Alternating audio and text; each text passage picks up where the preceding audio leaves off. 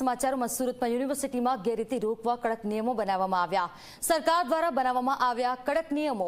કોલેજની પરીક્ષામાં ચોરી કરી તો 5 ગણો દંડ ફટકારવામાં આવશે। સ્ટ્રોંગ રૂમમાં પ્રવેશવા પર 1 વર્ષનું પરિણામ રદ કરાશે। વિદ્યાર્થીઓ પર કેસ થશે તો પરીક્ષા પણ નહીં આપે। ફાઇનલ એક્ટમાં ગેરરીતિ પર 2500 થી 10,000 સુધીનો દંડ વસૂલવામાં આવશે।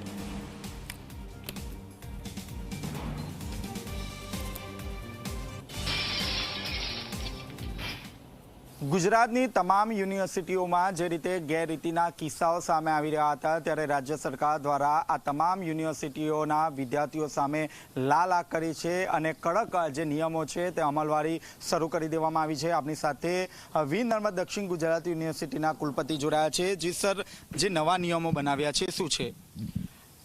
આપણી ગુજરાત સરકારનું પ્રશંસનીય પગલું એટલે કે ગુજરાતની સ્ટેટ યુનિવર્સિટીઓનો કોમન એક્ટ અને એના સંદર્ભની અંદર હાલમાં જ સ્ટેટ્યુટનું નોટિફિકેશન જે આવ્યું છે તેમાં યુનિવર્સિટીની અંદર પરીક્ષાઓની અંદર જે ગેરરીતિ થાય છે 14 સરકાર સ્ટેટ યુનિવર્સિટીઓમાં અલગ અલગ પ્રકારના જે નિયમો હતા જેની અંદર હાલ 500 રૂપિયા લઘુત્તમ રકમ ગેરરીતિની શિક્ષાના ભાગરૂપે હતી, જ્યારે હાલના સ્ટેટ્યુટના નોટિફિકેશન પ્રમાણે લઘુત્તમ 2500 રૂપિયા અને મહત્તમ 10,000 રૂપિયાની જોગવાઈ કરવામાં આવી છે। આ ઉપરાંત એની અંદર પોલીસ કેસની પણ જોગવાઈ કરવામાં આવી છે, જેવા કે એની અંદર યુનિવર્સિટીના જે કે કોલેજ કક્ષાએ જે પરીક્ષાના સ્ટ્રોંગ રૂમ આવેલા છે તેની જોડે છેડછાડ કરે, પરીક્ષાર્થી સ્ટાફ જોડે અસભ્ય વર્તન કરે કે આ ઉપરાંત એ પરીક્ષાર્થી ઉત્તરવહીની અંદર અયોગ્ય લખાણો લખે તો તેની સામે પોલીસ કેસ કરવાની પણ જોગવાઈ કરવામાં આવી છે।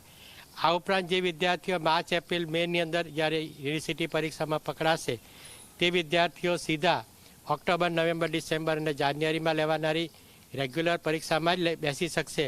વચ્ચેની લેવાતી પૂરક પરીક્ષા કે એવી અલગ અલગ પરીક્ષાઓમાં તેઓ બેસી શકશે નહીં। અને આ ઉપરાંત આને કારણે વિદ્યાર્થીઓ જે છે એ પોતાની અંદર પરીક્ષાની અંદર ગેરરીતિ કરતા એ અનેકવાર વિચાર કરશે, કારણ કે તેને 2500 રૂપિયાથી 10,000 સુધીનો આર્થિક દંડની જોગવાઈ છે, ઉપરાંત પોલીસ કેસની જોગવાઈ છે, ઉપરાંત વર્ષમાં તેઓ ફક્ત 2 જ વાર પરીક્ષા આપી શકે છે, એટલે શક્ય છે કે તેઓ પોતાનું 1 વર્ષ પણ બગાડી શકે।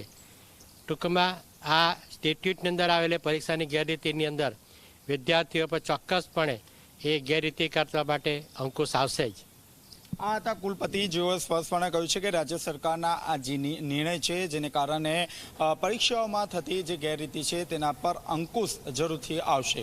કેમેરામેન વિજય બેસાણી સાથે ચેતન પટેલ, ઝી મીડિયા, સુરત। અને હવે વાત કરીશું